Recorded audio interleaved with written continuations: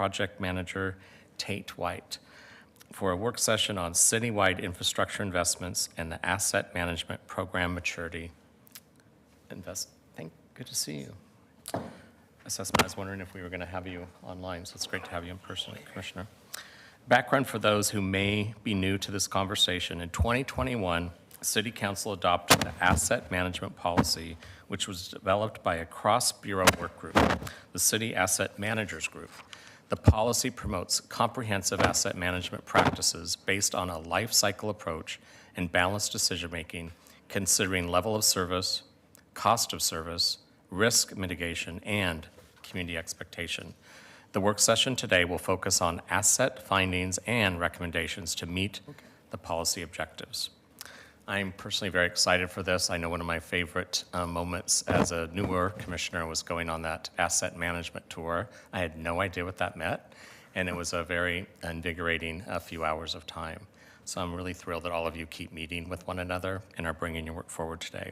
With that, I'll turn this over the mic to Chief Administrative Officer Michael Jordan, who will take us into this session. Take it away, Mike. Thank you, Commissioner Ryan, and thank you, members of the council, for taking the time this morning and allowing us to come forward.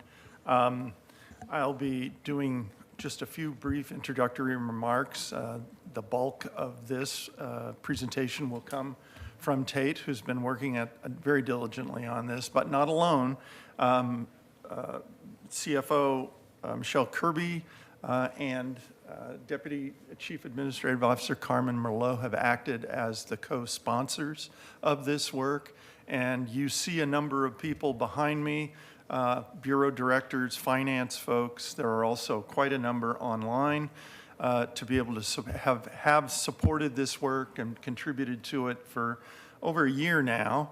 And they're here to answer your questions and enter into discussion. And we have quite a number of topics to go over. And so I will get right into it. The agenda for today is I'll just have a few brief remarks about citywide asset management. Tate will take you through the first part of the presentation, which was about looking at the maturity of our different asset management bureaus. We have quite a number of bureaus that have significant assets, and we really wanted to get a deeper understanding of how people are approaching asset management in the different bureaus. We'll take some time for questions at that point. It's quite a dense presentation. There's a lot of material. I'll turn it over to Michelle to introduce the second part, which will be about funding and how are we doing regarding funding and assessment of where we are. We'll take some more questions, but at the very end, we're going to have some recommendations about next steps and where we could go from here. We really want to have a discussion with you and hear your thoughts about how we proceed. We know that we're entering into a bit of a challenging budget year, but we also know that this topic is of huge importance to the city. So that's kind of the run for the day. And next. So just to remind council, we manage a significant amount of physical assets in the city. They range, and you can see the pictures, they range from parks, natural assets, roads, community centers, facilities, public safety facilities, all kinds of different things. And they really represent really the backbone of livability in this city. The assets that this city manages, and in some cases manages in cooperation with other public partners, provide that setting, if you will, for Portlanders to enjoy the life that they do in this city. Without them, livability and the quality of life would certainly be diminished. I'll make one note. Those pictures are certainly lovely, but probably about 50% of the value of all the assets the city owns is underground. And those are ones that Portlanders kind of out of sight, out of mind, and as long as you flush and it goes away, everything's fine, and as long as you turn on the faucet and there's plenty of good clean water, everything's fine. When it's not like that, we hear about it, and we should. Those are significant assets, and we'll hear more about those today. And then lastly, just a couple of things. Let me say a couple more things about the assets. Many of them were built in around World War II or in the post-World War II era. Many of them are reaching their usable life or have gone beyond that.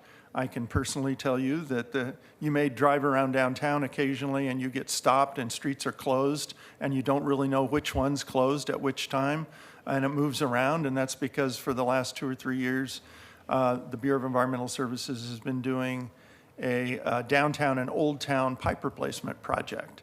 The pipes under downtown are 100 plus years old, and most of them are made of clay. And if you run a camera down a clay pipe, you'll find that it looks okay. Clay pipes look okay until they don't. They tend to just collapse on you. And so we're going through and doing that project. It will go on for a couple more years also.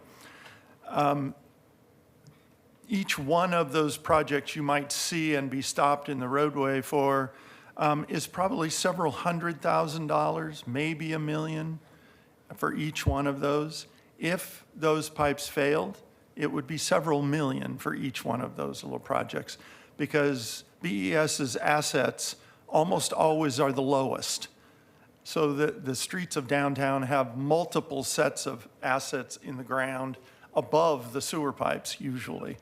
And it turns what would be a several $100,000 project into several million if the pipes collapse. So the next slide is really to give you a context of where we've been and where we are, kind of in the asset management journey. Back in the summer of '21, you passed an asset management policy that CAMG brought to you, the asset managers across the city. That fall, we took you on a number of tours around to see different assets. Commissioner Gonzalez got his own special tour in December. We really appreciated his interest in that subject. Tate and CAMG have been engaging with all the Bureau partners for these projects, along with, they meet regularly and discuss how we're doing on different asset management elements. What you're going to hear about today is the asset management maturity assessment and the funding assessment. And CAMG, as we speak, is working on the work plan for 2023. And your input today, the discussion that emanates from this, will go a long way towards directing what that next phase of the work plan is regarding asset management. With that, I'll turn it over to Tate, and she will take you through the first part of this, which is about the program maturity assessment. All right, thank you so much, CAO Jordan. I hope you can all hear me okay. Just let me know if there are any issues. For the record, my name is Tate White. My pronouns are she, they, and I'm a strategic project manager with the Office of the Chief Administrative Officer. So I'm going to start today, as CAO Jordan said, with the Asset Management Program Maturity Assessment. Before we go into details, I just want to remind everyone of the 6 core functions that the City Asset Managers Group, or CAMG, will refer to them sometimes, has identified every asset owner must be proficient at to do asset management well. I remind everyone of this in the beginning because the word maturity can be a bit confusing. We use it to mean the sophistication of the systems an organization has in place to do asset management well. So it's really about building organizational capacity or wisdom across all of these functions that you can see on the slide, and then we'll return to these later in the presentation. So the primary goal of the maturity assessment was to establish a baseline of asset management maturity across the infrastructure bureaus. Findings are intended to clarify specific gaps and outline resource needs required to fill those gaps and enable increased organizational capacity to do asset management well.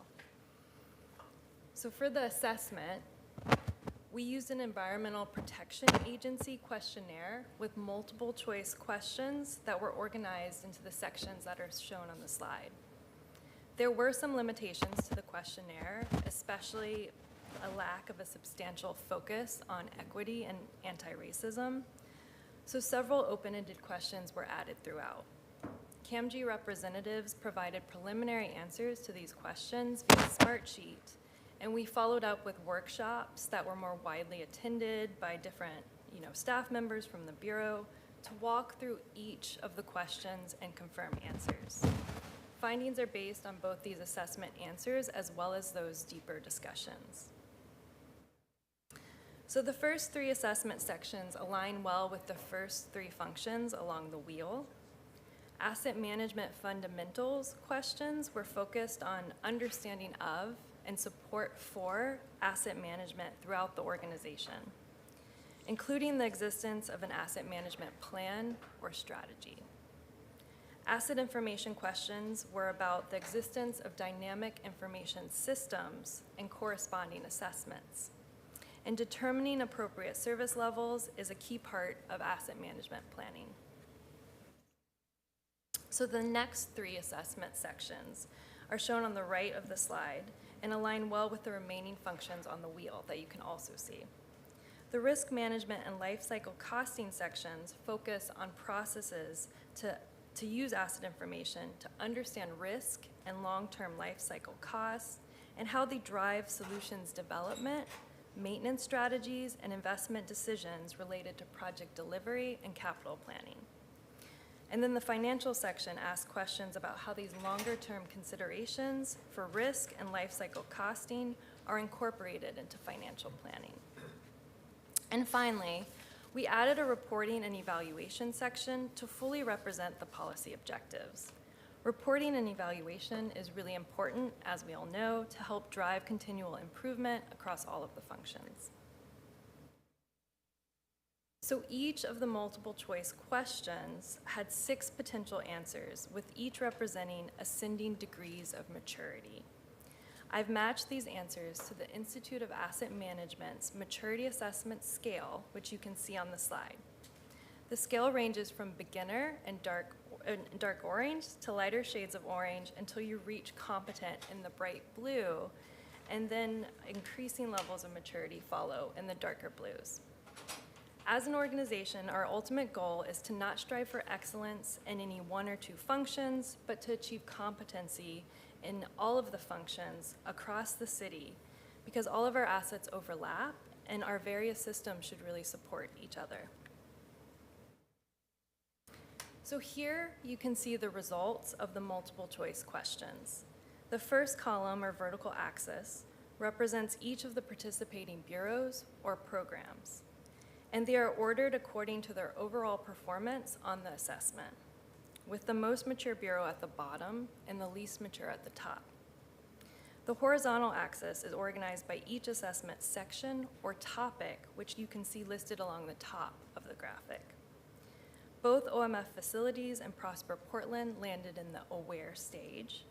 Only the Water Bureau is above a competent level in the optimizing stage, and every other group landed somewhere different in the developing stage. You can see that there are areas of competency and even optimization for these developing groups, but their weaknesses in other functions hinder their overall performance. Life cycle costing and financing are both showing up as weak areas for many. Each group, really obviously from the graphic, is in varying stages of development across the core functions, but there are some overarching themes that are shared, and they present challenges as well as opportunities. So there's a pattern of inconsistency across asset classes, even within bureaus.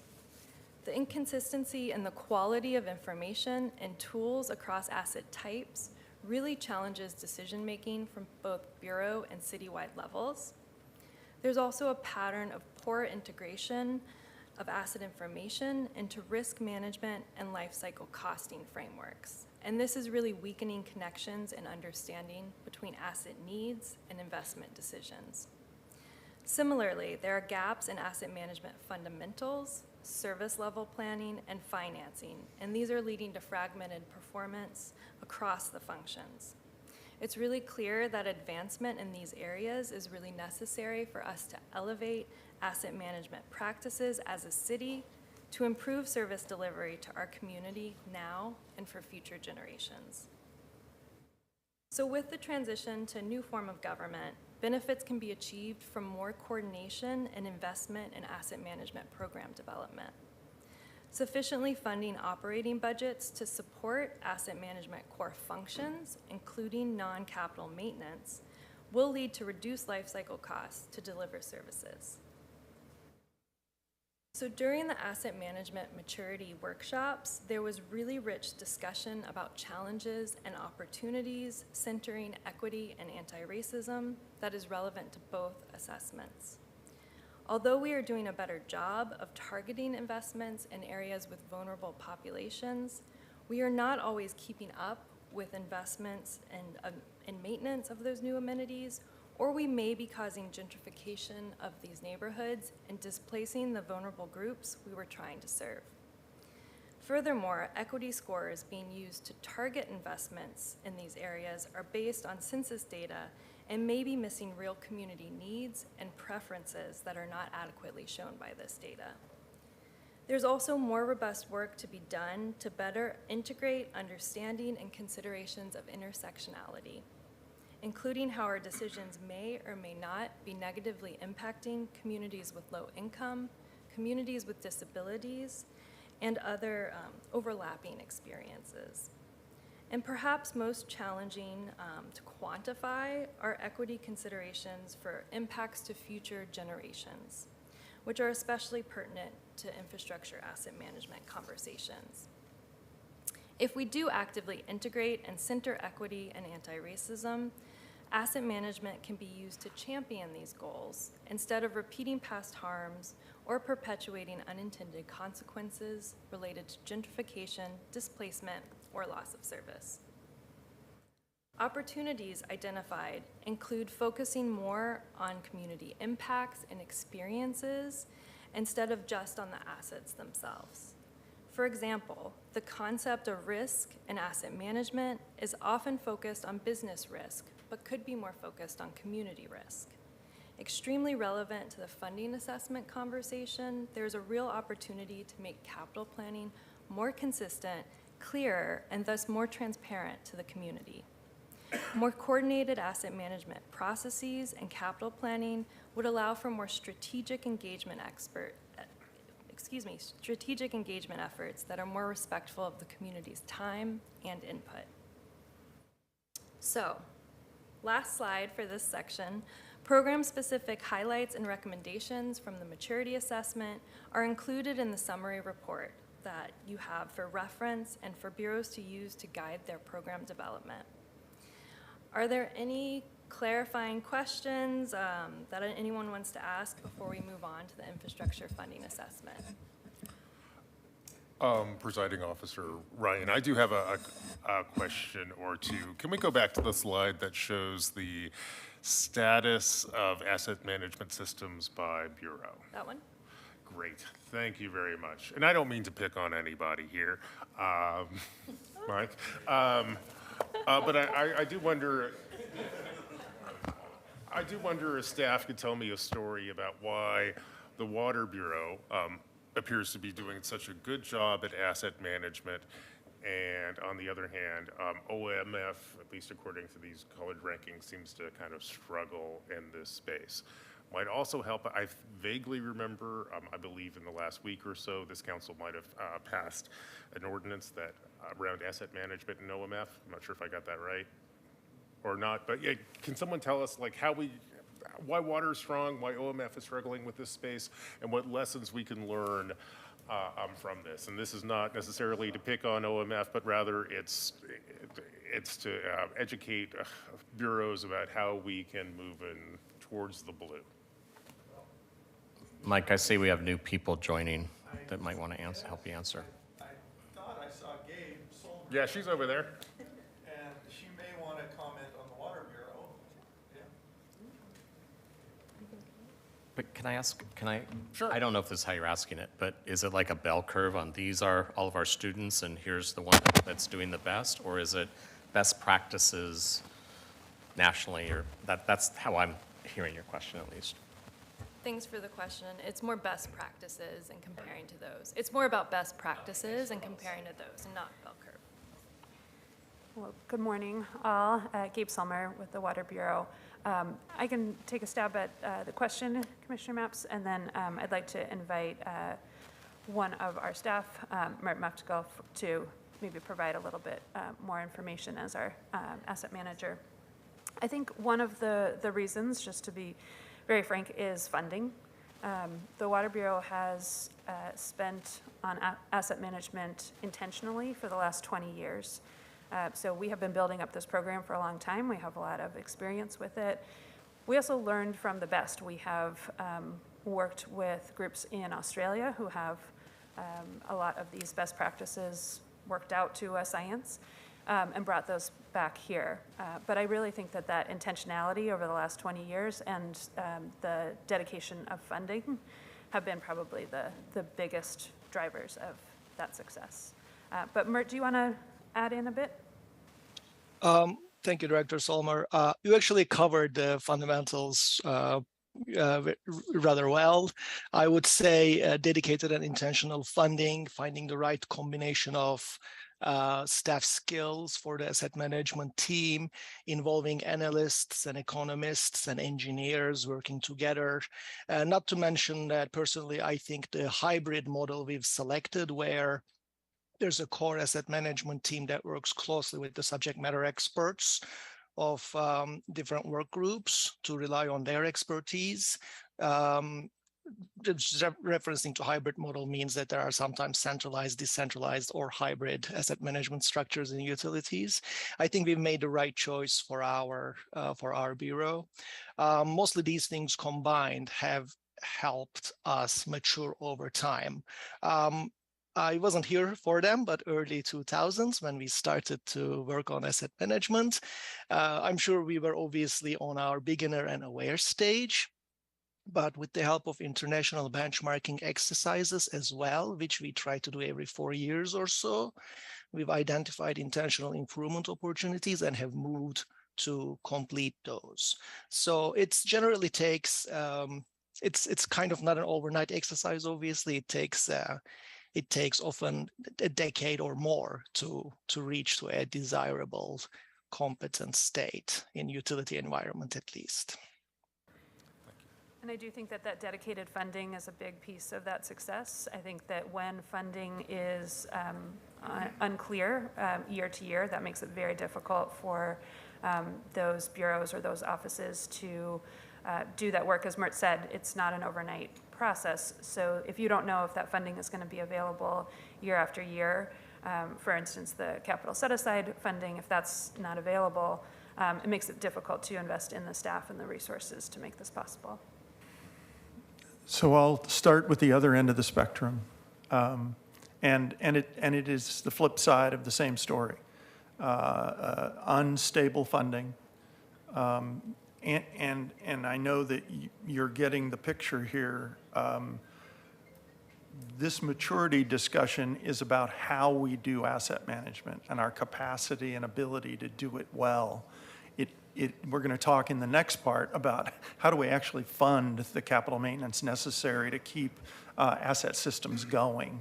And at OMF, there has not been stable funding. It has not been devoted to building an asset management program over the years.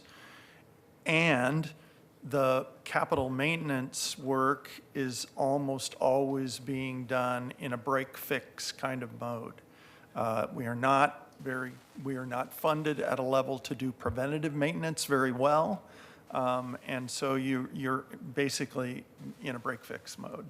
And which, by the way, is usually more expensive than if you had been doing preventative maintenance along the way. So OMF is struggling on both sides of that ledger. I would look to Maddie Souter, and if she wants to add anything, but Maddie, we only have 3 hours, okay? No, I'm kidding. Yeah, no, I would echo that. I mean, you could look at this as really sort of the bell curve of poverty if you want. You know, it's a lot harder to achieve anything if you don't have funding. I know this year we have a decision package in simply to get staff who can perform basic compliance functions.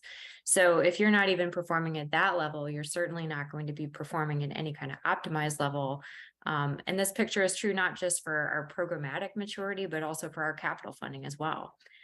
So as Mike noted, it's a lot more expensive to do work reactively or to not have a plan or a thought about how you're going to proceed, but you can't develop those things if you don't have the foundational staff in place to do that.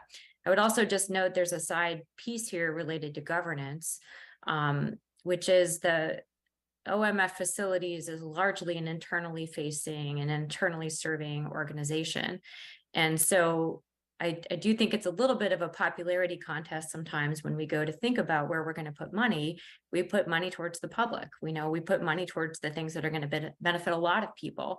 And I think we forget sometimes that investment to benefit the bureaus is what's required to then go out and benefit for those bureaus to go and create benefit for the public. That's true whether it's HR, whether it's procurement, whether it's data security and technology, or whether it's your police facilities. So there's often a predisposition, I would say, on the part of council to help try to support externally facing things.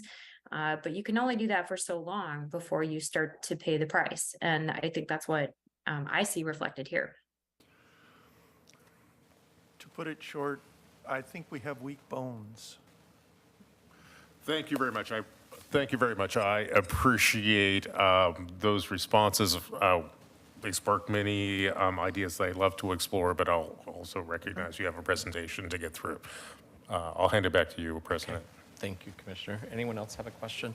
I have just one little question. That is, you use the language, Tate, business risk, not community risk. And since I know we're in the business of doing what's best for the community, I'm tripping over that language at the moment. So help me. That's a great question.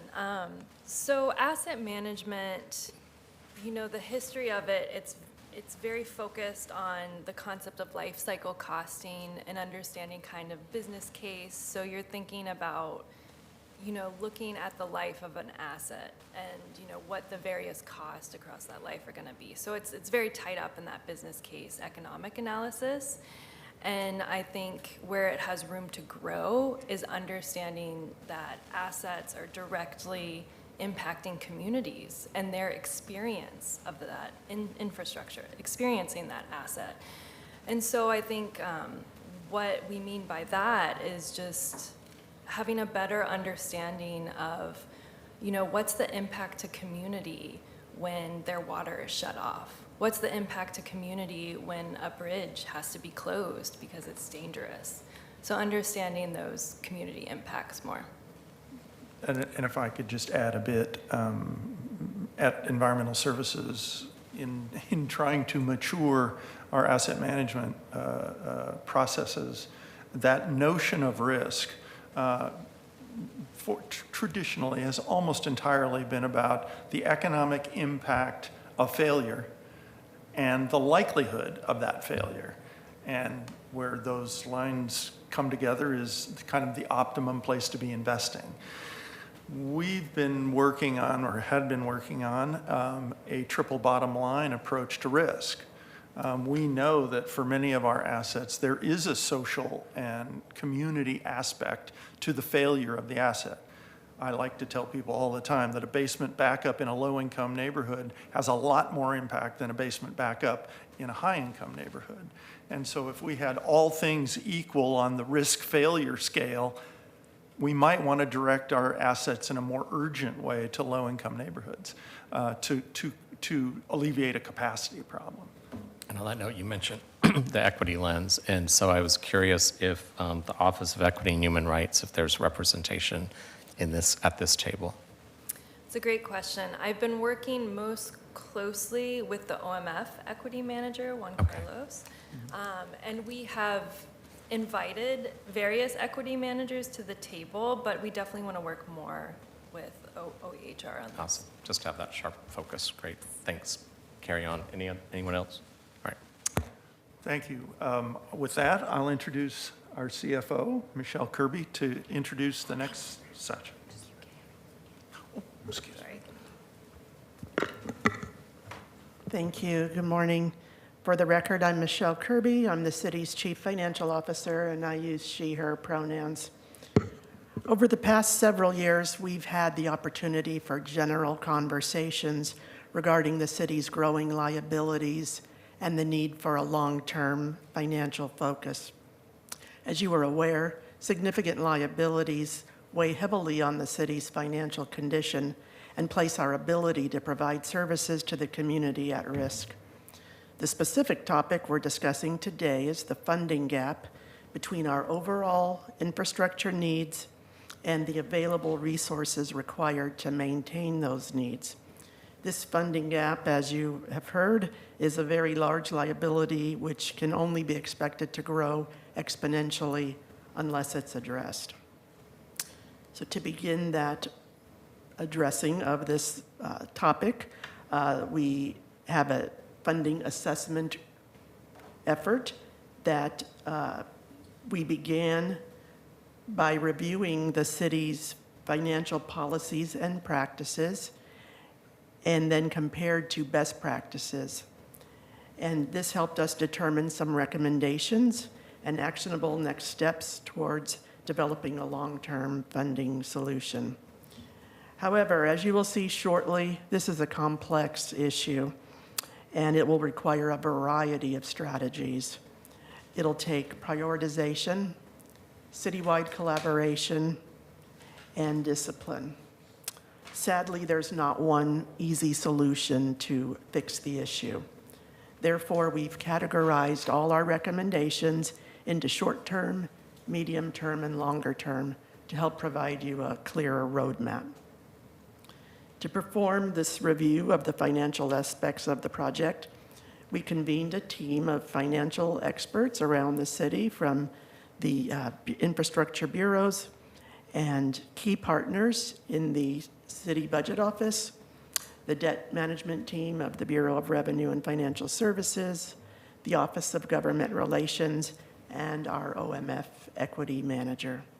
The team met monthly to discuss the challenges and opportunities and refine the emerging recommendations. I'd like to thank them for their time and effort in this effort. And I will now turn it back over to Tate. She will present the findings from the funding assessment and then end with our critical next steps needed for us to move more strategically with our limited resources. Thank you, Director Kirby, and thanks for the great email last week about the credit approval rating. Yeah. Yes, that was great news. I was happy to share that with you. Thanks.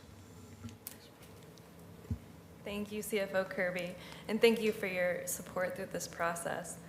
So the purpose of the funding assessment was, or the project objectives, I should say, were developed in response to requests from City Council for a better understanding of the sources of capital and major maintenance funding for each infrastructure bureau.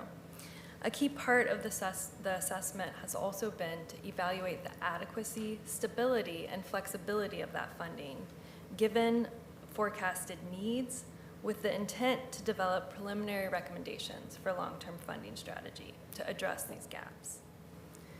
So overall, each group is experiencing varying challenges with infrastructure funding, with some common overarching themes highlighted on this slide. A major theme that came up repeatedly through interviews for both assessments is an ongoing challenge of new programs and services diverting resources from maintaining existing assets in a state of good repair and meeting regulatory requirements. This has exacerbated the core challenge of major maintenance and replacement backlogs that existing funding sources are not flexible or stable enough to address adequately or even minimally. As a result, this backlog is growing, becoming an increasingly more urgent and more expensive problem.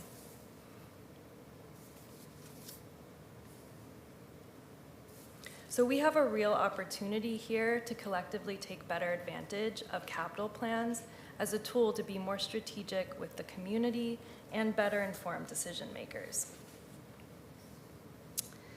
Additional citywide resources ultimately need to be identified and prioritized to serve the most urgent and critical needs. So asset replacement values are what it would cost in today's monetary value to replace assets. And you can see on this slide kind of a breakdown of the city's asset values. They total $61 billion, which is a lot of money. So even those smaller percentages represent significant asset values. So the City Asset Managers Group compiles an annual report updating their asset replacement values every year. And not included on this slide or in the funding assessment analysis are city fleet vehicles and facilities owned by Prosper Portland, the Housing Bureau, and the Spectator Venues Program. The focus was on larger scale infrastructure, given the longer life cycle costs, the higher consequence of failure, and the much higher cost of replacement. And so therefore, although OMF Facilities has a large fleet and they have really robust kind of replacement program, they were not included on this to focus on OMF Facilities where there's a larger need. The other groups I mentioned have very different ownership and operating models, so their inclusion fell outside the scope of this work. However, these groups will continue to be notified and involved as appropriate through implementation. So the chart on this slide is showing each group's 10-year unmet need for existing assets as a percentage of their total asset replacement value. Tate, I'm sorry, can we go back for a second? Yeah.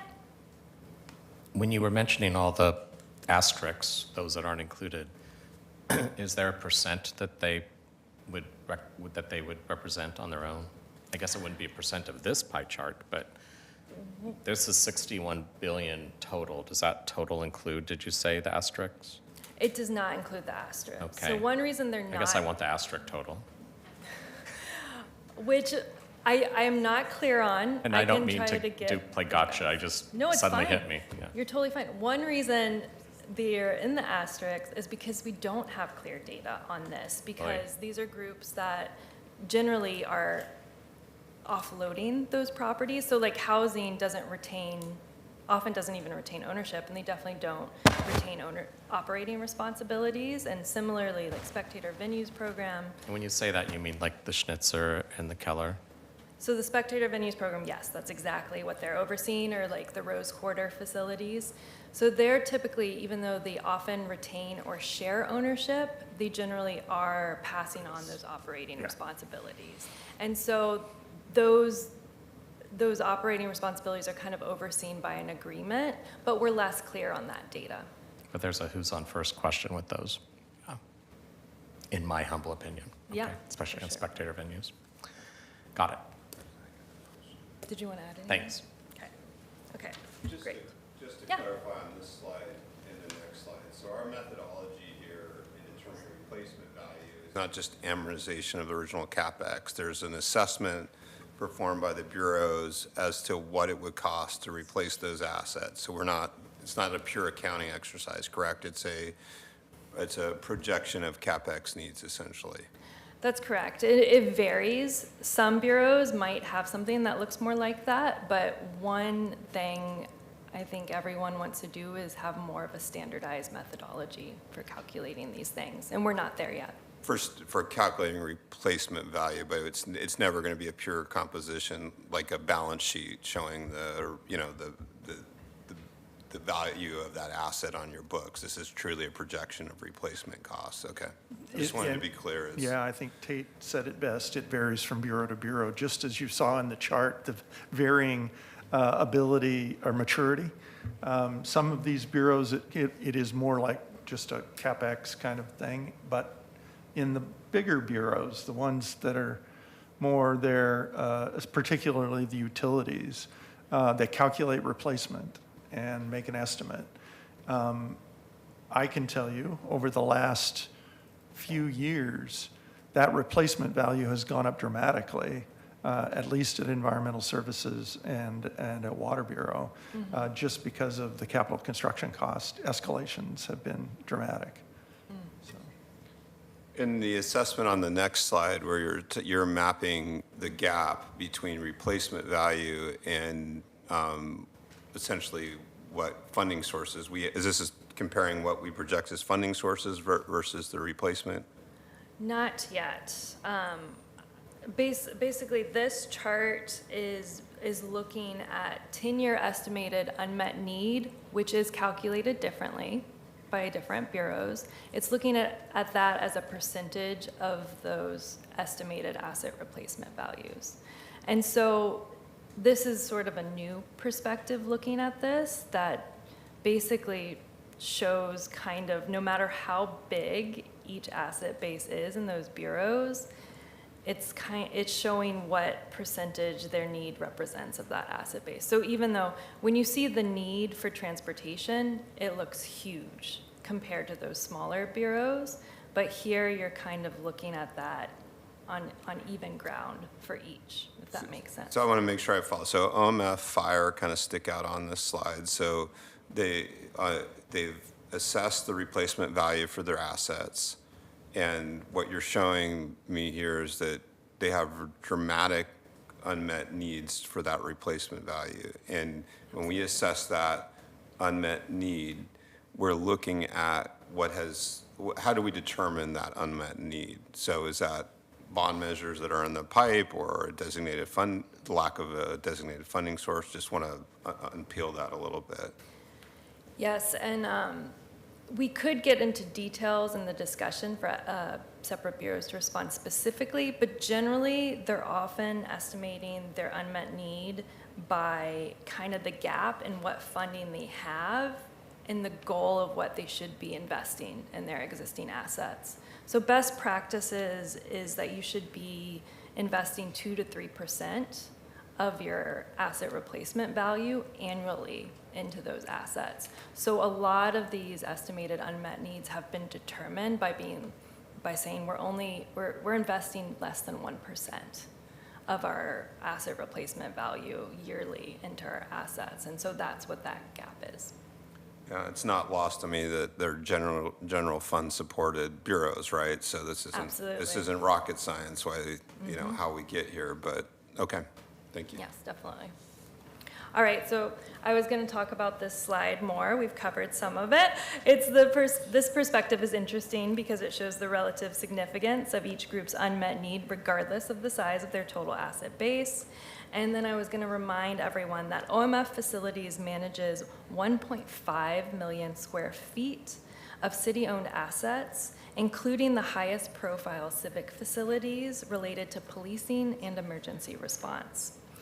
And so as we discussed, industry best practices indicate that 2 to 3% annual reinvestment is required to adequately maintain a system. I think it's worth repeating that.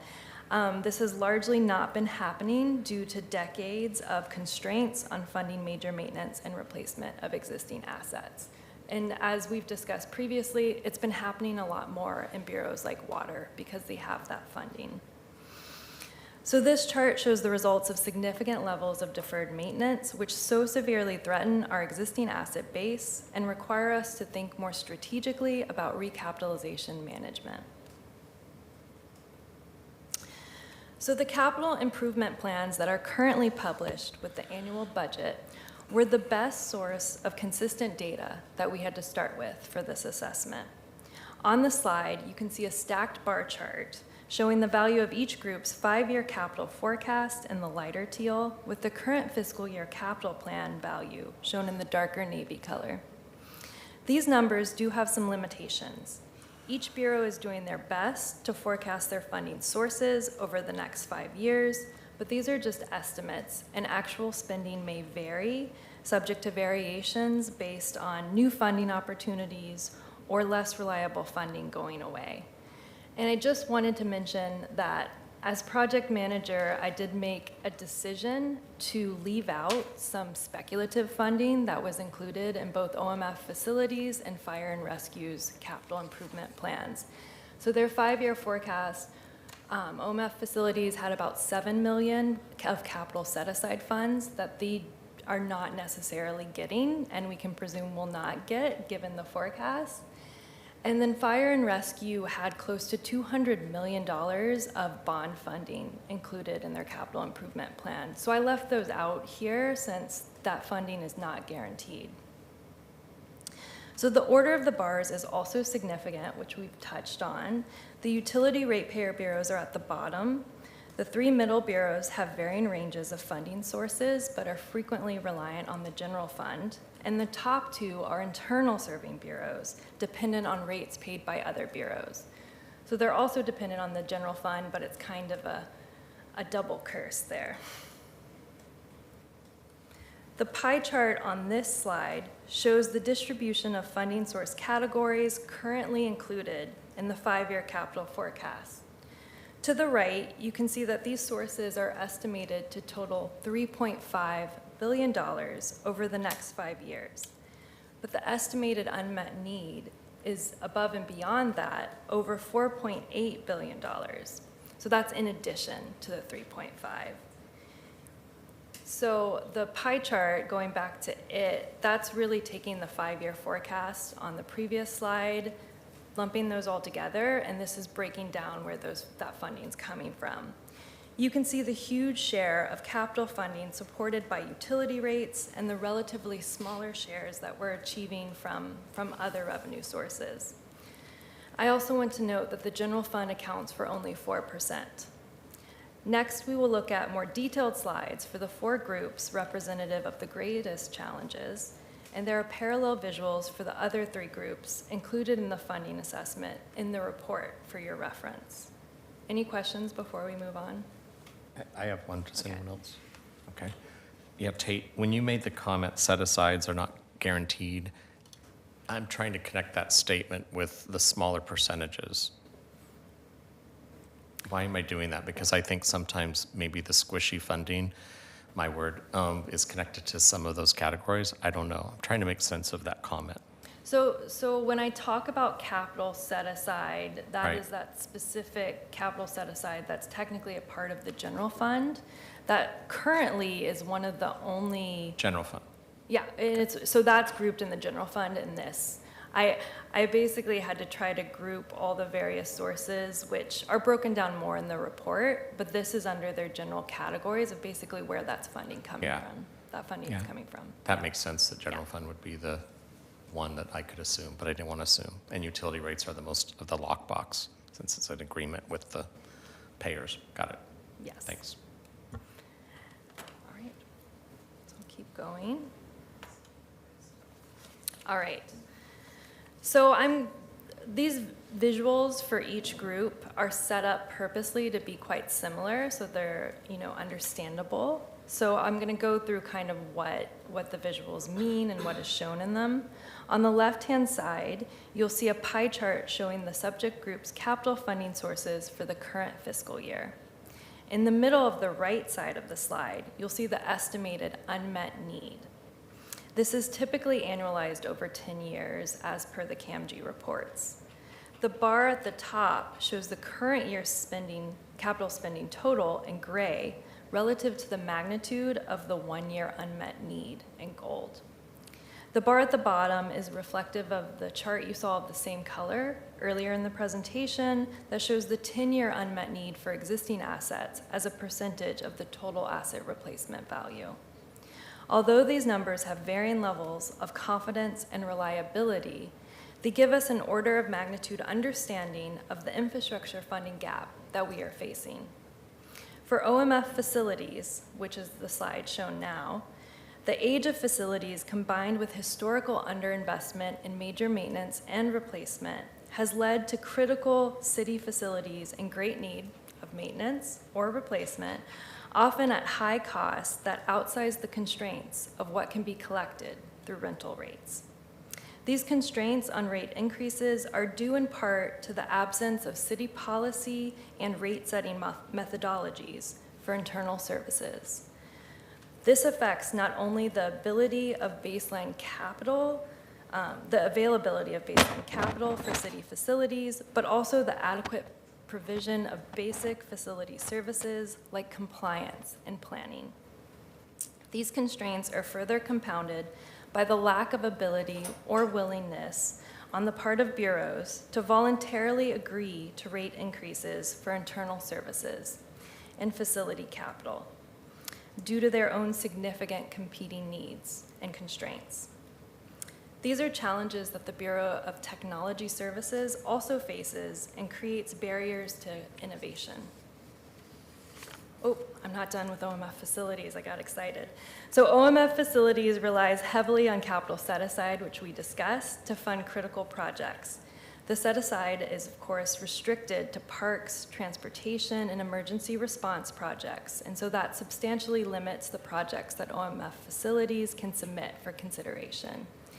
And capital set-aside, as we have discussed, has become increasingly unreliable and unpredictable as a funding source in recent years for all bureaus with eligible projects.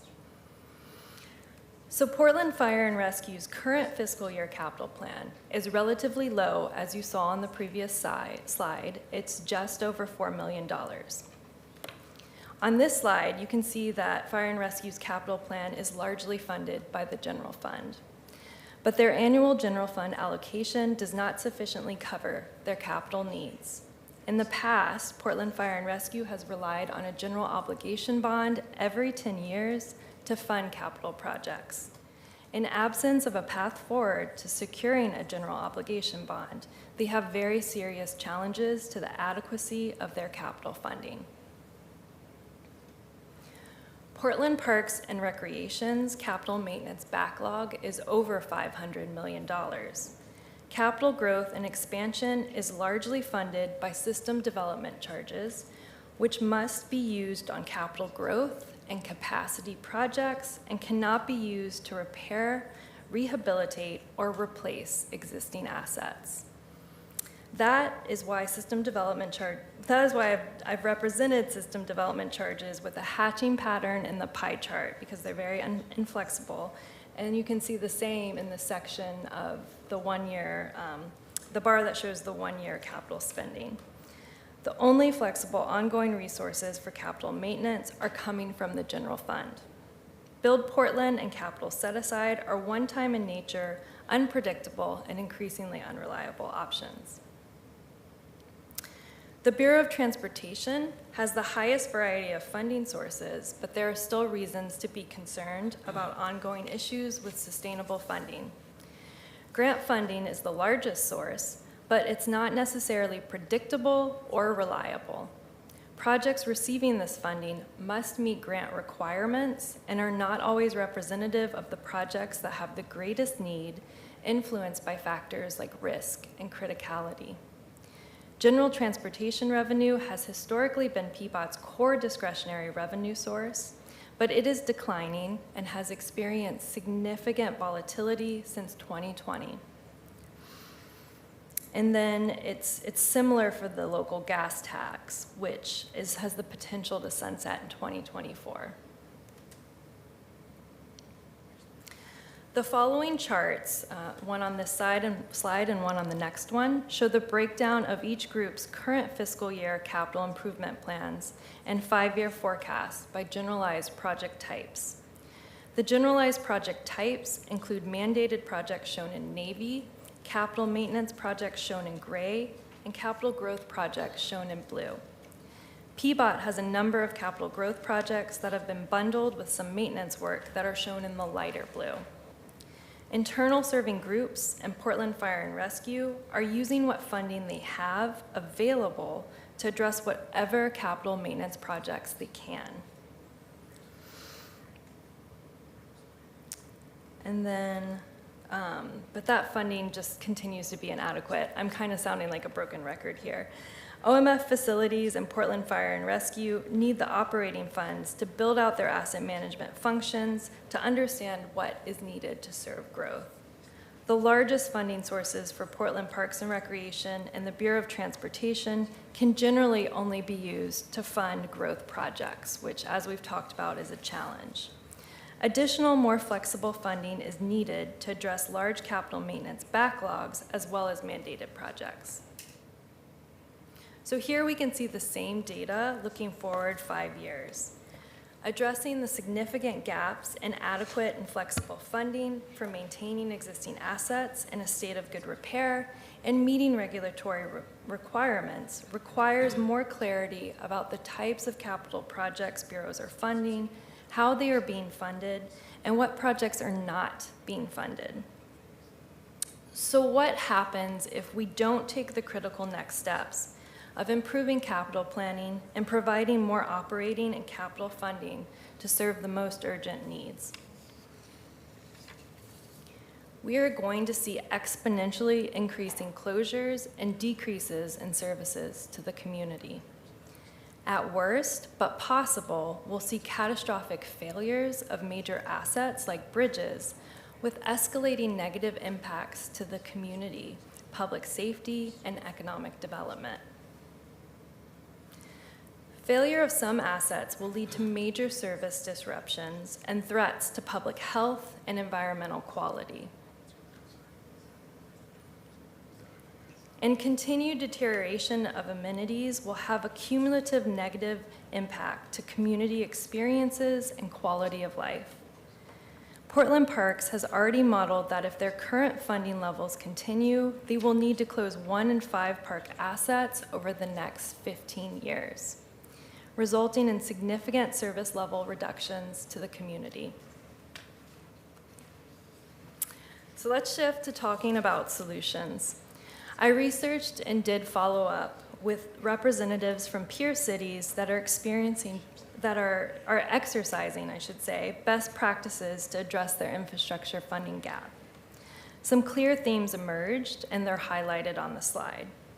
These cities are connecting their capital and financial planning, looking 6 to 10 years into the future.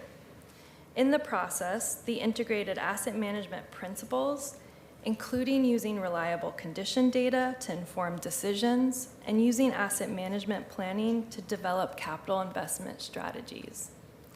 Decisions about what capital projects to fund are facilitated by a centralized group with representation from across departments. That group serves as a ranking and decision-making body who reviews needs from a citywide perspective and prioritizes projects to achieve strategic outcomes. Most of the cities identified dedicated funding for asset management program development, as well as capital growth and maintenance. So I'm going to pause there because I was going to move into recommendations. Were there any questions before we do that? I do have a few, if I may.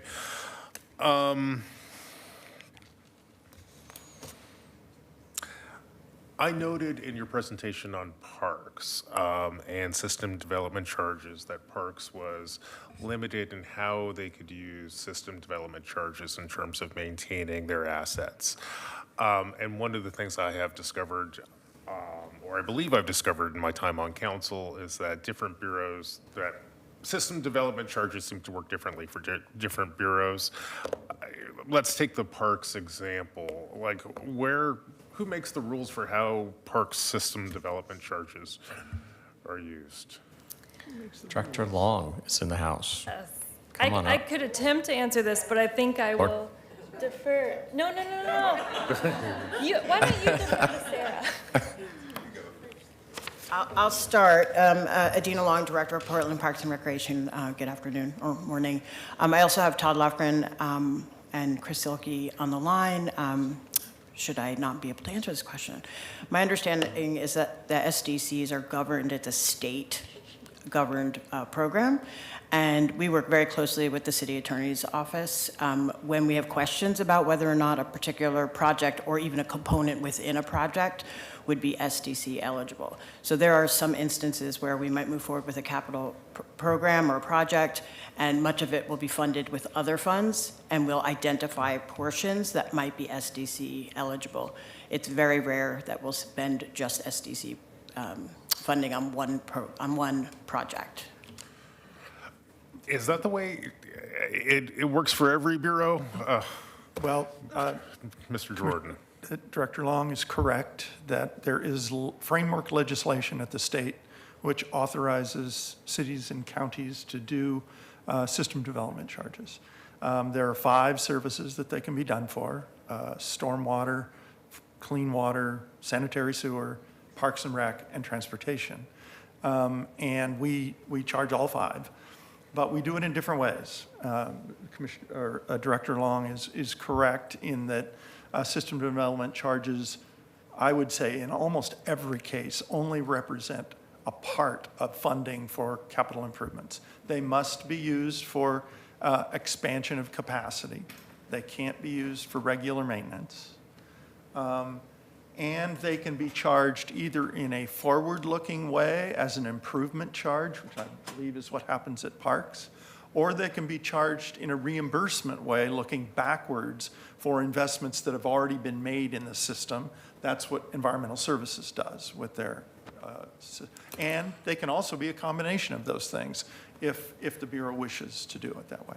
So that's the retrospective versus prospective pieces is the thing that I'm kind of curious about. Is that determined by the state, or is that determined in this room? Local governments can pick which way they want to do it, but their methodology still has to reflect expansion of the system rather than maintenance. So Bureau of Environmental Services does a capital program.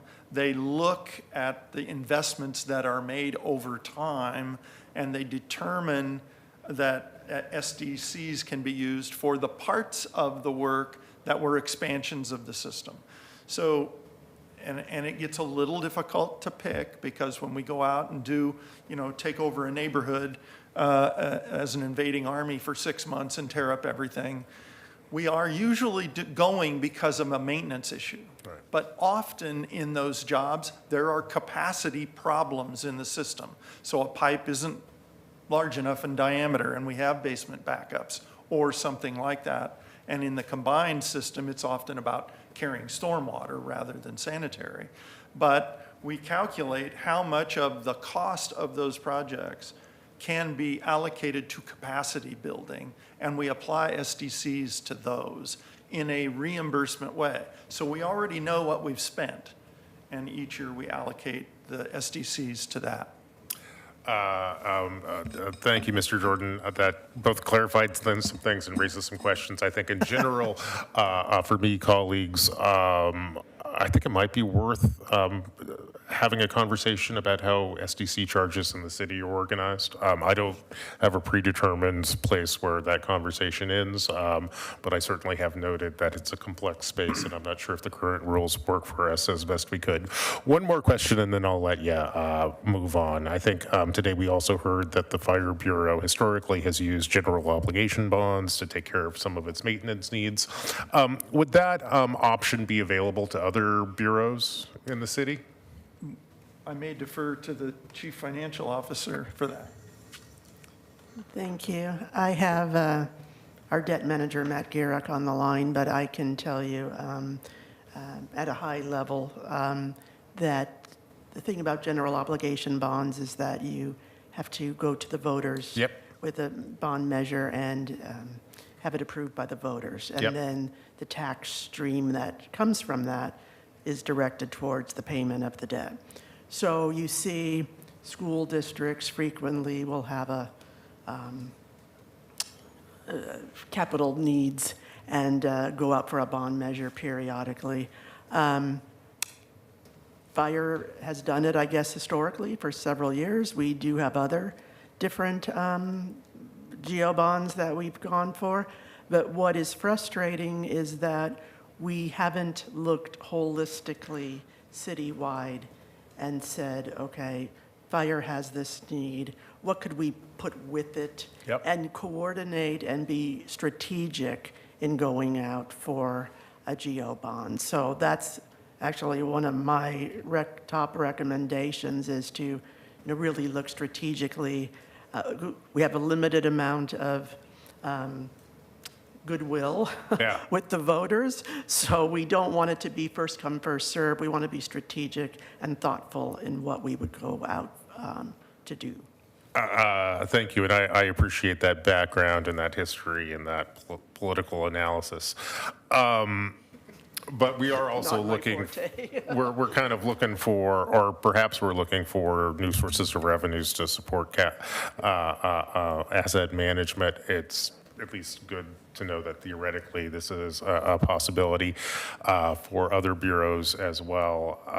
One question, I believe there's probably a cap on how much we can issue, we can ask the voters for in general obligation bonds? Do you remember how much that is? That's where I'll bring in the debt manager, All Matt right. Garrick. Hey, Matt. Hi, good morning. The legal cap, I believe, is 3% of real market value, and the city's debt policy is 0.75% of real market value. And practically nobody will issue the debt to max out the statutory limitation because of the tax rate that would be required to reach that. So hopefully that answers the question. It kind of answers the question. I guess, colleagues, if we wanted to take a look at going to the voters to support a general obligation bond to support asset management, maybe across many different bureaus, well, that might just be a conversation that is worth having. And I would also, I don't have a clear sense right now of the size of the ask that we can go to the voters for. Yeah. That's a percentage of real market value is what Matt So, gave you, which is a significant number. A significant and not number. one you would probably go to the voters for. The other thing, couple other things you need to keep in mind with Yeah. general obligation bonds. Not only must they be voter approved, but they can only be for capital construction if you keep them out of the Measure 5 limit. If you use them for other things, you have a problem. Okay. The other thing about debt, basically, not just GO debt, but using debt, almost all of the assets that you saw Tate present last longer than a generation. And using debt along with cash in an appropriate way to do capital maintenance is a great way to deal with intergenerational equity. The use of those assets lasts usually longer than a generation. Right. And so the use of debt strategically can really help with that issue. Great. Thank you very much. And I'll turn the floor back over to the staff or the president. Well, you're jumping ahead in a great way to the recommendations. I'm going to mandate a 2-minute stretch in between. We're at halftime here. Sure. Because sitting is the new smoking.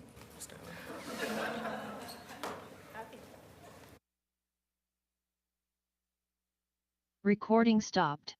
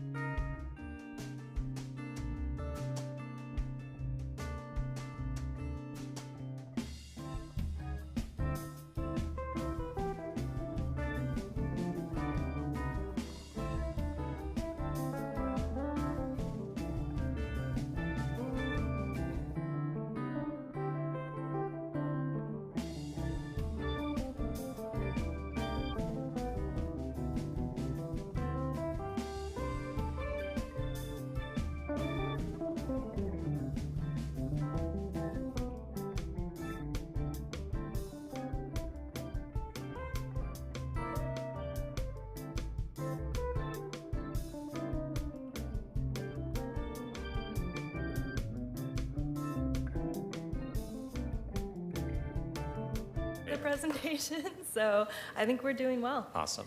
All right. Yeah, it should be like 5 more minutes maybe of presenting, and then plenty of time for discussion. Sounds good. All right. So with that, over the next 2 years, Portland will be transitioning, as we all know, to a new form of government, and we have a great opportunity, I should say an extraordinary opportunity, to be more strategic. We must ensure we are doing our best to support kind of the core services to the Portland community, but also plan for the future. We need to support asset management organizational development across the city, starting with the maturity assessment recommendations. This will help every asset managing group have better data to clarify their needs, to then create and maintain a comprehensive inventory of their major maintenance and replacement projects. At this point, we will likely have more requests than available funding. We need to take those inventories of need and be clear about what we have funding for and for what exactly we don't have funding. Subject matter experts can then work with decision makers to help guide prioritization within a more coordinated capital planning process and governance structure. This can involve a cross-departmental group, it should involve a cross-departmental group, to establish criteria and a prioritization tool to rank projects and directly influence investment decisions. And then an established process will help us improve engagement with the community to promote greater transparency in our capital planning. Another crucial action is to establish more adequate and consistent funding for upkeep of existing capital assets and equipment. Commissioner Mapps was already starting to get here. We need to consider how we can dedicate more ongoing general funds to major maintenance and replacement of existing infrastructure. However, we can also look to our peer cities who are using pay-as-you-go general funds, but also general obligation bonds to address their infrastructure needs. We could do the same, being very thoughtful and strategic to address needs most critical to public health and safety, but it will require the previous recommendation, a process and governance structure to do that. So through this process, we need to continue to support and identify bureau-specific strategies to address funding gaps and instability. In general, we do need to acknowledge that each group has a role to play in addressing their gaps, and they need to be opportunistic with service-related revenue options. All of these recommendations will help us better coordinate with each other, as well as with regional partners and private entities to leverage funding and contracting opportunities and reduce inefficiencies. So these are kind of our immediate recommendations that we could really start moving on in the next 2 years. And then I'm going to show some mid and longer term recommendations. So once these earlier recommendations are implemented, we can start pursuing, additional financing strategies to address the infrastructure funding gap and ensure we are still able to expand services to match growth. Perhaps there's a new and improved version of Build Portland that we can pursue, or another creative solution out there. We can explore innovative tools like urban wealth funds and resilience bonds.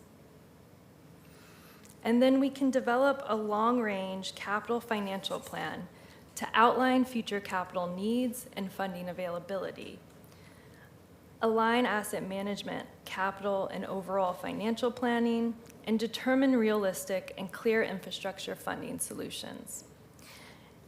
And finally, Portland can continue to explore policy, rate model, and other structural changes to align with prioritized needs. We can lobby the state government for increased investments in infrastructure, or even to establish an infrastructure council for more regional coordination and partnership, similar to what Michigan has done. They have a really good model there. We can do a holistic review of internal fund rate models and other city policies and practices to make sure that these are still reflective of real costs and best practices. And as we pass policies and plans, Let's make sure we are aware of their impacts and we aren't creating inflexibility in revenue, unfunded mandates, or assets that we won't be able to properly care for. So these recommendations can be integrated into ongoing work, priority setting, and budget requests. And our intent is to provide a reference point for why these ongoing decisions and requests are central to providing core services to the Portland community. This final slide highlights the role of City Council in these recommendations and actions we need from leadership to keep Portland's infrastructure in a state of good repair to provide reliable services to the community. These are minimum requirements on a path to achieving goals to become a more equitable and resilient city. I'll leave this slide up for a bit for you to review, but that concludes the presentation formally, and I can pass it to CAO Jordan to help. He's our MC. Try and navigate questions and discussion. Take it away. Yeah, just so to level set, you have 3 recommendations here. What are your takes on what's in place today in each of these 3 bullet points? I'm the new guy, so talk to me like I'm a first grader. What is City Council doing right now in terms of these 3? Go back to the slide that's the maturity slide. Ooh, way back to the front. Can you get back there?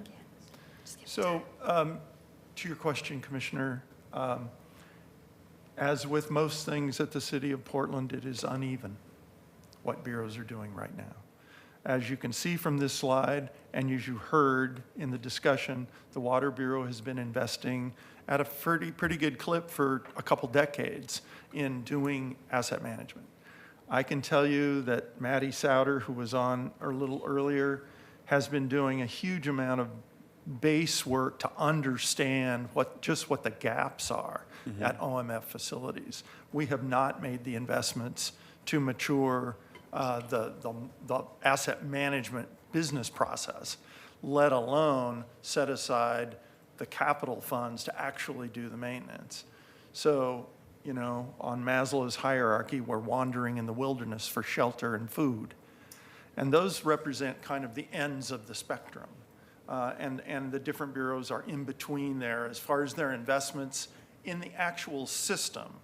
Now, as you saw from the pie charts and the other things, the bureaus are in very different places regarding their ability to actually muster capital maintenance money. So the utilities are doing, I'll say, okay.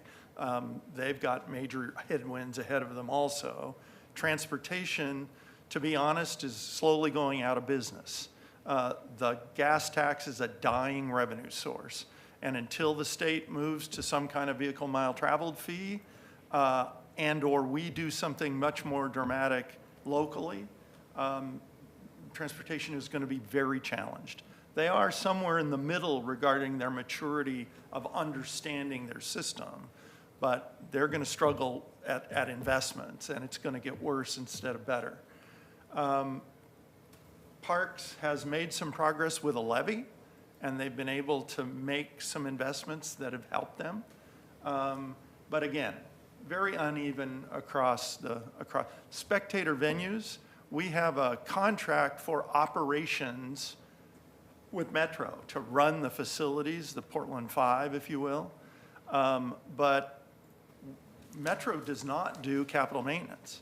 We're on the hook for capital maintenance, and I can tell you there is no funding source, a reliable, predictable funding source for capital maintenance.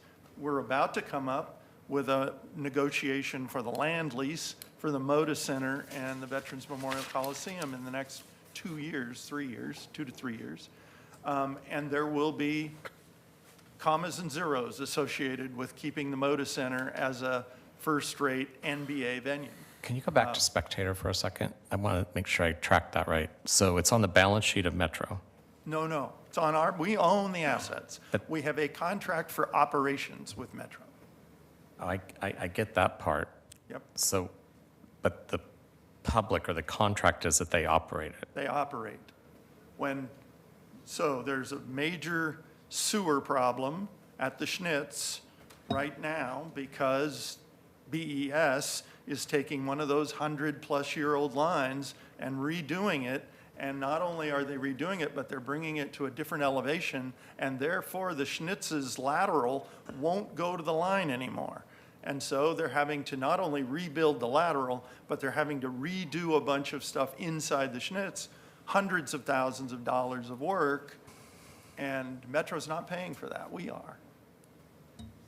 So we do the capital maintenance. And Keller's a good example too, right? I'm sorry. Keller, I mean, Keller, seismic same- Yeah, deficiency. it's Same part at of the Keller. Big Five. So it's Yep. Keller, Schnitzer, and the Newmark at the 3 theaters. Yep, the theaters in between, and everybody thinks they're kind of new, but guess what? They're 20 years old.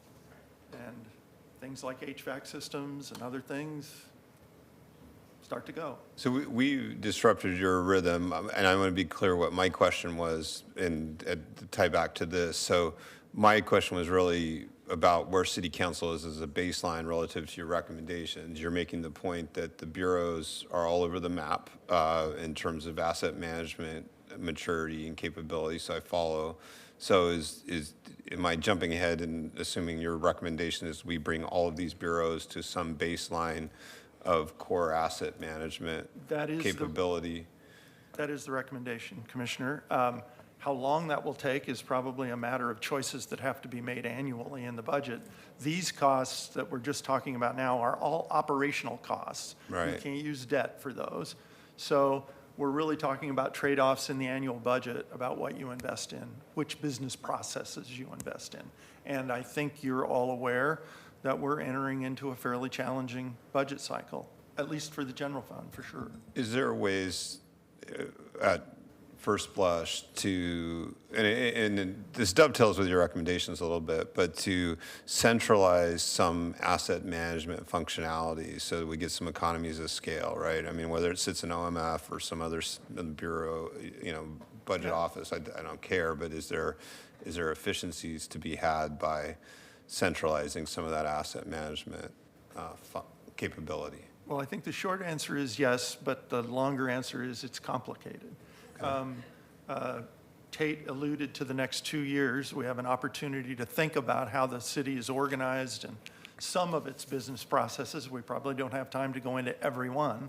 But if we were going to choose asset management, I would say to you that just on first blush, some elements of asset management could be centralized. Some elements absolutely cannot be. So condition assessment, it's usually done by maintenance workers who go actually physically touch the assets and they record data on its condition. We're not going to centralize that function. We leverage something we already have to do that. However, capital planning for an overall capital improvement program, perhaps risk assessment could be centralized. The risks vary among the asset classes, so you've got to be careful. But there are things we could probably do in a different way that would be more efficient, and it would help us to level set the maturity across all of the city, perhaps in a better way. Sure.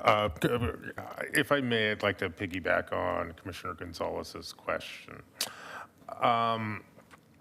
I believe the Fire Bureau, for example, manages its own assets, which is unique in the public safety space. I think the other public safety bureaus rely on OMF to manage their assets. Can you provide us with some history behind that? And is that a opportunity for the kind of efficiencies that we were just referring to? Commissioner, what you've articulated is how I have always known it to be. So I don't know any other history than that. I don't know why it's that way. But we have some folks here who may. And Mr. Grew may know, actually. Oh, no, guess not.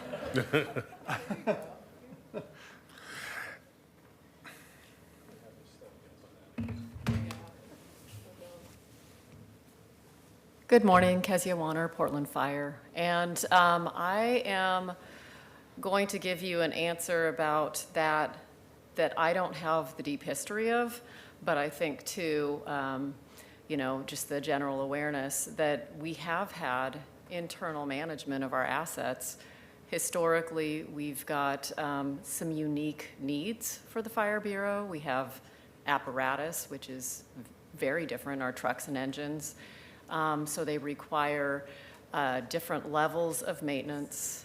They're needing to have the technicians that can do all of the work, that understand the specifics that are related to those apparatus, those vehicles. And then we have our fire stations and our headquarters and administrative offices. And we have the staff, the utility techs that are actually managing and maintaining those facilities. I think that that's worked for us historically. I think there's opportunities for us to participate in citywide asset management programs as well as, maintenance efforts. And we've had those conversations in the past year and a half being part of the CAMG. Where can we find some of the alignments so that we can get economies of scale? Because I think we all recognize that we're entering, this era of scarcity. So we've partnered with the other bureaus in order to look at where the opportunities lie. Great. Thank you very much. I'll just point out, especially for this council where we've clustered bureau assignments under commissioners by service areas, this represents, I think, an interesting case study to explore. And I literally don't know what the right answer is, but I think we are better equipped to explore this space today than we have been at any other point in history. Commissioner Maddie Souter, if she was here. I see Maddie's hands up. Well, I'll let Maddie say it then, what the director was going to say. Go ahead, Maddie. Yeah, so it's not lost on me that the 4 lowest performing organizations in this maturity assessment are all facility based. And they're all supporting, they're providing some sort of function that's sort of back office. It's not visible to the direct provision of service to the city. But even within some of the other groups, there are also facilities that they own that I know sort of a hidden item in the report is that those facilities are generally not well understood. I don't know that it's realistic to centralize ownership of facilities at the city as a management group or as an asset base. More specifically, I don't know that I want that obligation of overseeing something like that. But I do think one thing I would recommend would be to encourage consistent methodologies. So that's consistent replacement value calculations, consistent condition assessment methods, consistent risk assessment methods, which means that we would have to come together and have really coherent discussions about risk and criticality and how we define that for the facility's asset base. And I think that would then tee us up to be able to look at risks among these facilities in an apples to apples way, and to start thinking about what a consolidated facilities capital plan would look like and what the financial strategy would then be to back up that plan. So if you think about facilities in different tranches, like community safety facilities or public works facilities or downtown spaces, they all have different types of funding available to them. They have different adjacencies with the real estate market in terms of renting and buying. Right now, there's no strategy around any of that because we don't have a single facilities planning organization at the city. So that is one area that to me is low-hanging fruit. It's not necessarily transition of ownership or responsibility per se, as much as it is just an alignment on methods so that we can have better information to then have a strategy and an approach. So Commissioner Maps, you have a comment, then Commissioner Rubio's having a hand up. Sure. Maddie, just a quick clarifying question. How do we get to that consistency across bureaus in terms of accounting and measurement stuff? Is that something which you folks bring to council? Is that something that council decrees? Is that Mike's job? If you want to issue a decree, I'll take it. Yeah, sure. I think, Commissioner, the answer might be that the next few steps for CAMG might be direction from your body to tell us, we'd like you to bring us a plan for a more consistent, condition assessment methodology. Bring us a plan for a unified risk assessment methodology. We have people who are really good at this in different bureaus at the city. I did want to tag on a bit to Maddie's conversation. When you listen to Maddie and she says facilities, don't just think OMF. I can tell you from environmental services, who are down near the more mature end of the scale among bureaus, that it varies dramatically among asset classes. Environmental services is really good at the collection system because they had to be to build the big pipe. They're not so good at the wastewater treatment plant, even less good at pump stations, and really bad at facilities because they've never paid attention to where the people go. And now, with the Portland building changes, going in, coming out, having to finance 2 floors of the Portland building with bonds from environmental services, they have had to start to think about where will the people go? And now, of course, we've got a post-pandemic work environment that is another shift in where do the people go? And so it varies even among the bureaus when you think about asset classes. And we don't do facilities so good. Before the mic goes to Commissioner Rubio, please spell out CANG. Is that what you keep saying? It's an acronym. Go ahead. It's CAMG, It stands for? City Asset Managers Group. Okay, thank you. That's why it's being used so often today. It's a fun one to say, so it's hard not to say it. It's very fun. Yeah, Commissioner Rubio. So first, Tate, I just want to say excellent presentation, and it's just the information has come a long way since that CAMG tour that we first took. And so you sort of answered my question, Maddie and Mike, in your answers just now, but it was one about risk. And on that tour, we saw multiple examples of high risk where like life and safety issues were at risk. And we talked about a shared model to assess risk, and then by which council could be helpful in making more urgent or prioritized investments. So can you talk to me a little bit about how that's happening right now in the middle time? Since that tour, have things shifted and changed? I would love to see what you just said as a council member, that risk assessment, so that we can, at least it could be useful in the 2 budget cycles we have left before the change happens. And then would love to hear what is the preferred method moving forward, and what would be the preferred method for the long term? Hey, Tate, I know you weren't at those. Would you like me to answer that question? Well, go right ahead, Maddie. Oh, No, it's Yes, I'm so pushy. I'm sorry. No, go Yeah, for it. so what council saw in those tours was a very preliminary risk assessment that was only produced for OMF facilities. And it was a criticality and consequence chart with many of our facilities plotted on that graph. And what we showed you that day is something that I do think could be produced, but not for all assets, apples to apples. So a park, for example, is very different than a facility. And even certain types of facilities are different. So we make a differentiation between process facilities, like the treatment plant, which is part of a system, an engineered system, and a facility that's, say, used to perform a certain civic function, like policing or the water pollution control lab.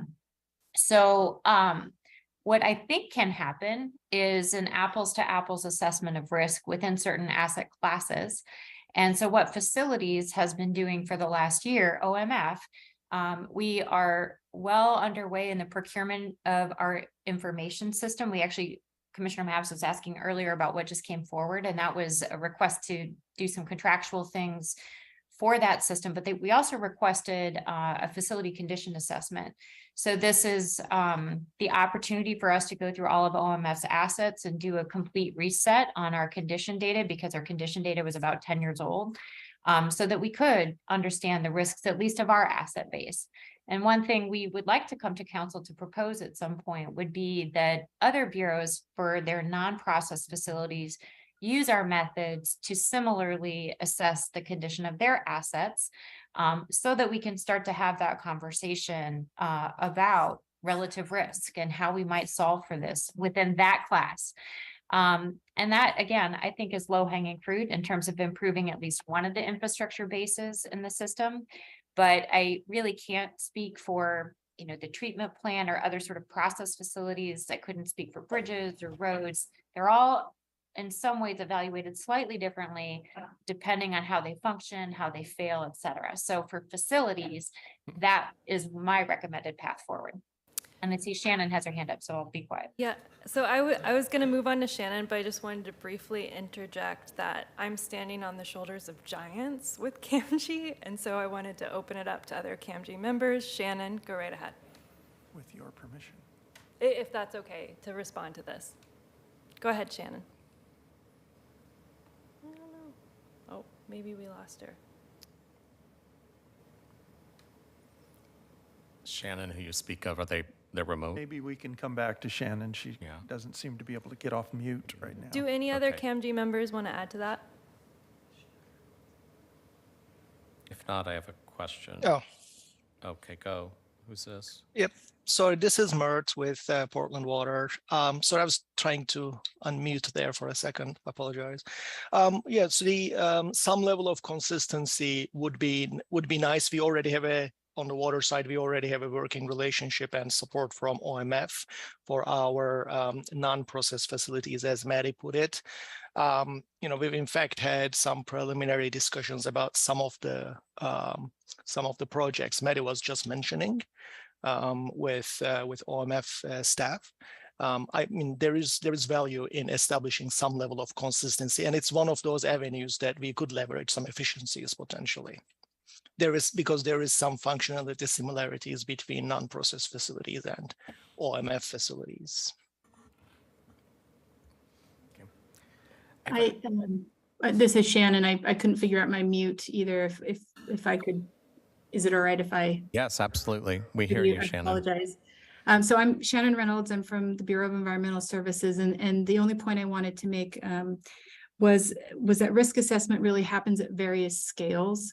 So I think what Maddie has been kind of referring to, and what Tate and others have been talking about centralizing, is really the strategic risk assessment pieces. So like she mentioned, for the non-process facilities, it makes sense to really have that strategic level risk assessment where the methodology is consistent across the different work groups that own or maintain facilities.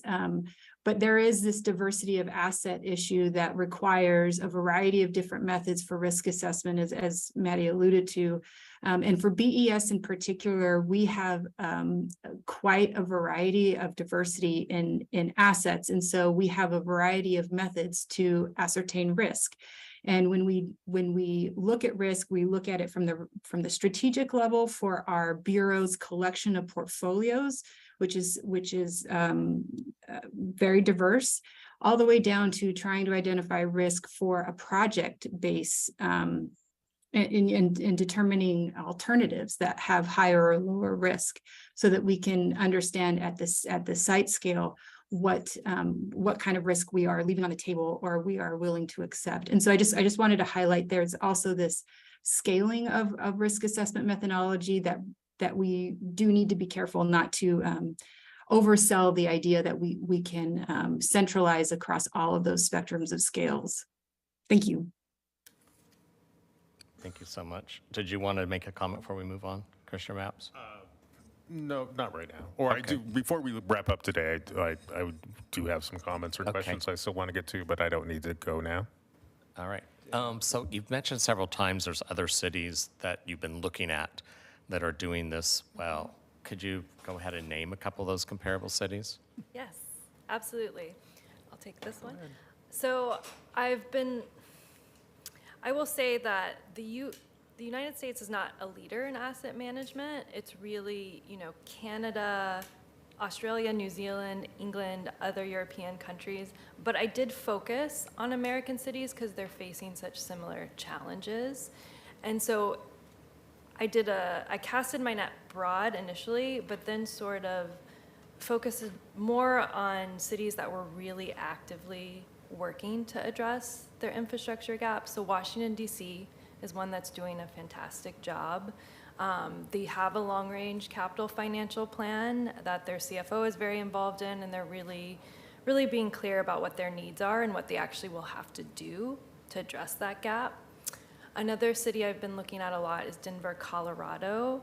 That is a city and county, so they have some resources that we don't have, but they have a specific property tax that goes into a fund for capital projects, and then they do a minimum of 60 to 70% of that goes to existing assets to keep them in a state of good repair. San Diego is also doing some really interesting work. That's a larger city, but you know, there's similar culture, and they are doing a lot of asset management program development as they're addressing this. And I also looked at San Francisco, who is very similarly sized, and they have a very robust capital improvement plan. It's looking 10 years into the future, and it is just a great example. They're also considering resiliency quite a bit in that. Thank you, Tate. And I did notice a few of those you said are city-county combined. Okay. Yes, And- yes, it's true. Although San Francisco, it's kind of the same size as the city, the county. Exactly, right. But we think of the city often as infrastructure of the county, but it lends the conversation about the community assessment of infrastructure. And you get that when you look at the county's point of view, correct? Absolutely. It's hard to not mention the Biden's bipartisan infrastructure bill passed recently, and keyword bipartisan. And we know that there's a good flow, pun intended, coming into the state of Oregon. It just hits me that has not been a robust dialogue yet. And was it part of some projections when we're looking to the future in terms of where revenue streams can come? That's a great comment. It should be, even though I haven't emphasized it as much, but that is the idea of, we have emphasized more regional coordination, which I think is key to getting there, which we might be lacking a little bit right now. We're definitely making those efforts. And I also wanted to mention that through this process, I did attend the North American chapter of the Institute of Asset Management conference.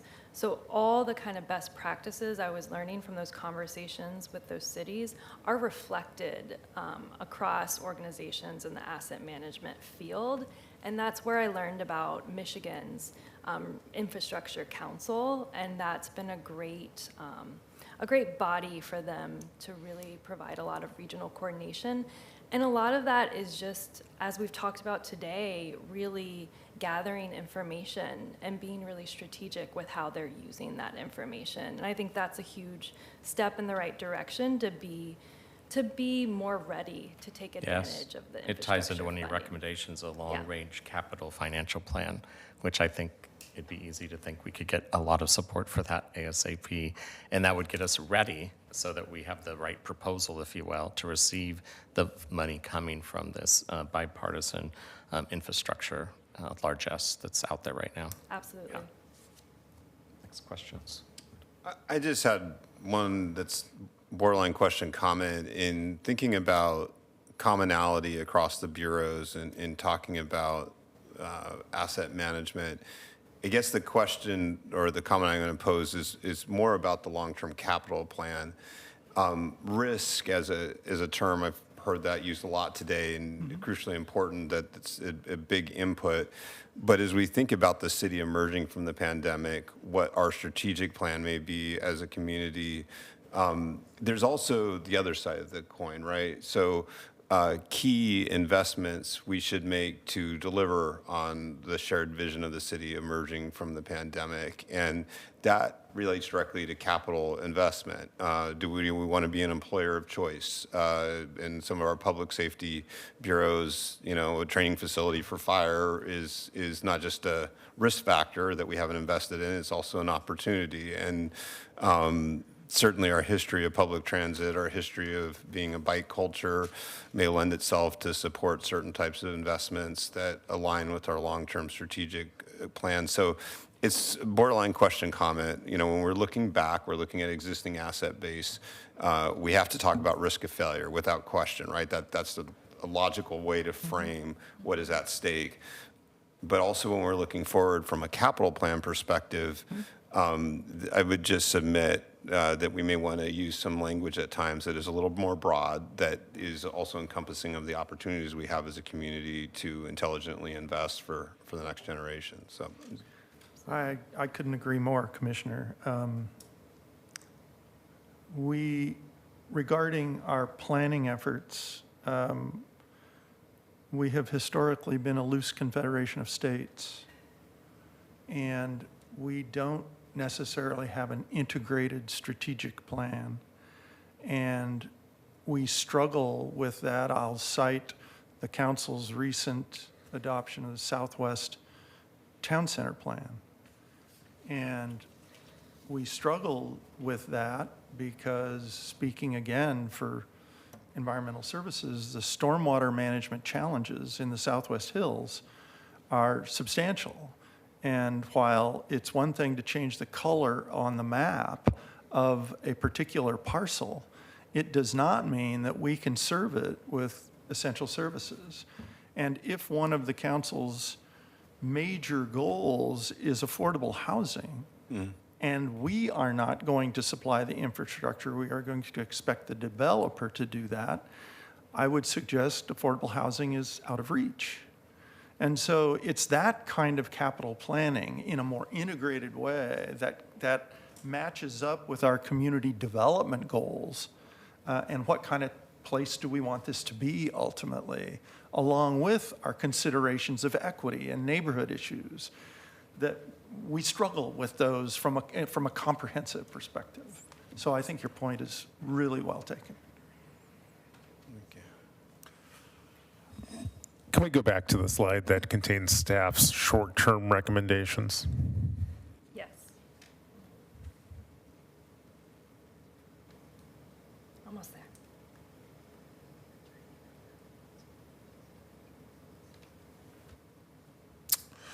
Okay, to save time, can you just quickly summarize what you're asking for here? That was partially what the final slide was about, but I think it's good to look at these for the specificity.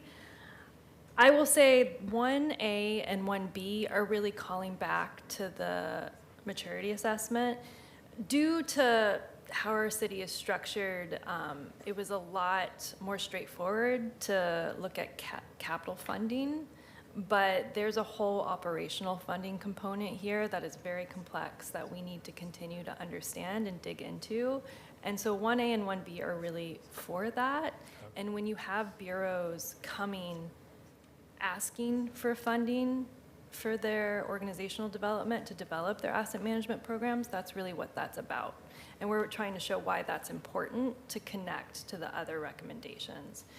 And so recommendation 2 is just kind of central to this, needing to establish a centralized group to really be able to take this comprehensive look that we've been talking about, but also provide a governance structure to make these really important decisions.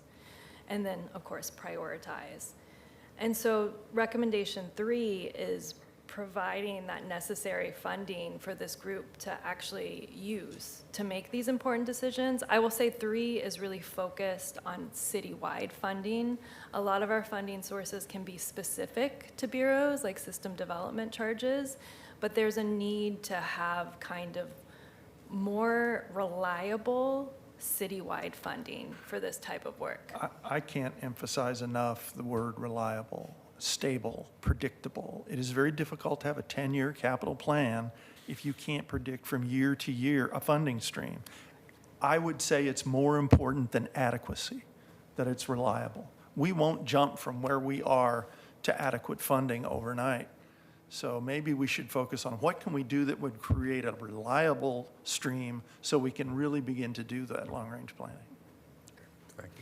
Thank you. Yeah, so 1 through 3, those are really core to this. And 4 and 5 are just important to continue to consider and support as we really focus on 1 through 3.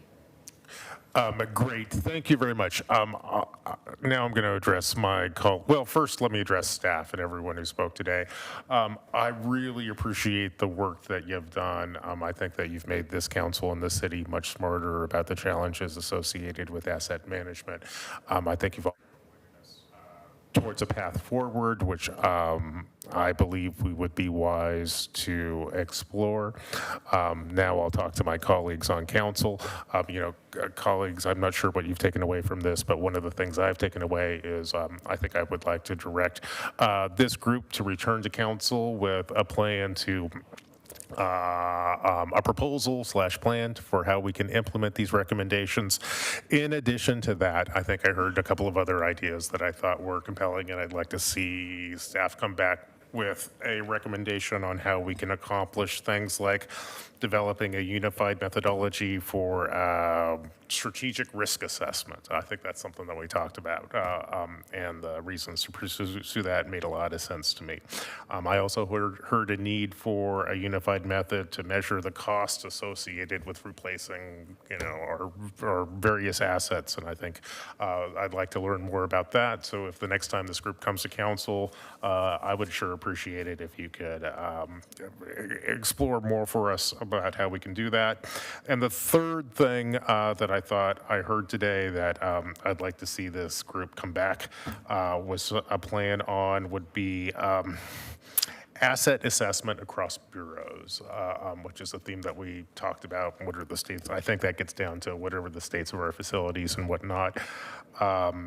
For me, that would be, I think, a great follow-up on the conversations that we have today. I know you folks are in the process of developing a work plan for the next year. I'm not sure if what I've laid out is consistent with what your work plan, where your work plan is trying to go, but these are some of the things that I hope you will consider adding to your to-do list. Thank you, Mr. President. Thank you, Commissioner Mapps. Commissioner Rubio, do you have anything to? No, I'll just reiterate it. I asked for the risk assessment work recommendations as well. Thanks. I'm good, thank you. Okay. Well, first of all, thank you, Chief Administrative Officer Jordan. Thank you so much, Tate White. Actually, and I look out, and here in the room, we have so many bureau leadership positions represented, directors, your teammates. Also, I can't see you, but I know there's many that have weighed in from home. I can tell by my dialogue with you last week, Tate, that this has been quite a collective effort. And so we have some momentum. I think if you go to the next slide, I think it's the next one, or the one after that. What council can do, there you go. Where's our influence? I think you were gentle and you had a lot of common sense in what you offered, what we could do. I think some of these words are what you were saying, Commissioner Mapps. I would agree with them. And I think that as we get closer to the intense budget season, I know it's begun, but to many at home, it really gets going in May or March and April. And we'll all talk to the mayor, but I do think that we need another session. So if we're going to have some discipline on some of these, I think the momentum needs to continue before we dive into the budget further. I've experienced us coming close to doing some of that and then backing away. When you mentioned, I'll just make this comment because why not? When you mentioned that American cities are behind some other countries, well, we all know we're a country of short-term satisfaction. And so that's really what's happening. And so we, as leaders, have to recognize that we're not going to have much short-term satisfaction if some of this stuff comes crumbling down. And so we have to be more mature ourselves and be more disciplined so that we put this into our lens as we focus on budgets going forward. And I really look forward to that discipline. I wanted to actually end, though, with someone who probably would not want me to do this and doesn't ask for a lot of time in the spotlight. And speaking of assets, we're losing one of the best assets for any organization is the people that have served the city as true public servants. And I know when I did the infrastructure tour, it was so wonderful to meet Carmen Merlot because she would translate what was happening at each spot. And she translated it so well. And it was also the first time I got to meet you in person. And when you were sworn in September of 2020, that's an exciting moment over the last 2 years. And I have to say, when I saw the email that you were leaving, it was one of those gut punches. And so your last day is tomorrow. And I just want to end this meeting with all of us giving a round of applause to Carmen Merlot. She's getting a standing ovation if you can't see that at home.